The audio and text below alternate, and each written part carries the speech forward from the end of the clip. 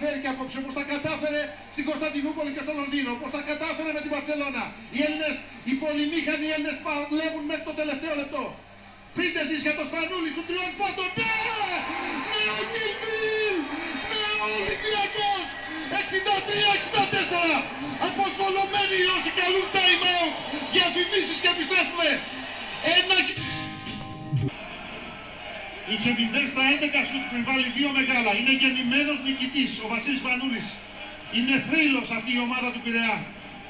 Επιστρέφει για μια ακόμη φορά τέταρτη μέσα στο ίδιο μάτς.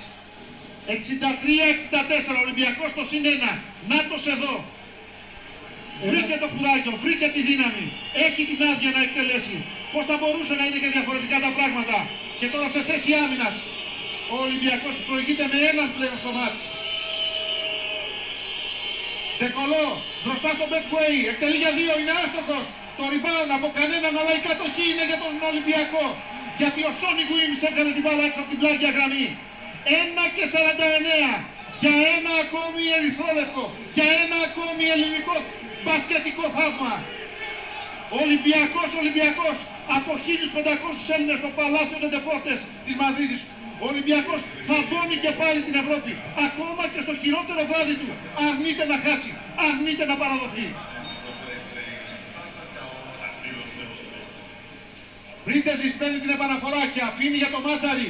Ο Σπανούλης με την μπάλα στα χέρια. 30 rebound για την Τσέσκα, 40 από τον Ολυμπιακό. Σπανούλης με τον Βοροντσέβιτς. Σπανούλης παίζει ένας εναντίον ενός. Σπανούλης στέκεται και εκτελεί για 2. Ναι, ο Κιλμπίλ στη λήξη του χρόνου. Ένας απίστευτος διαστημικός Σπανούλης την κρίσιμη ώρα. Ο χειρότερος Σπανούλης όλων των εποχών.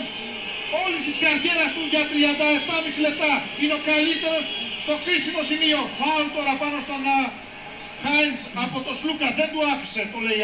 63-66. Ο Σπανούλης σκόραρε. Κοιτάξτε εδώ πώς. Μπροστά σε ψηλότερο παίκτη. Έδωσε φοβερό release. Φοβερή καμπύλη στην μπάλα.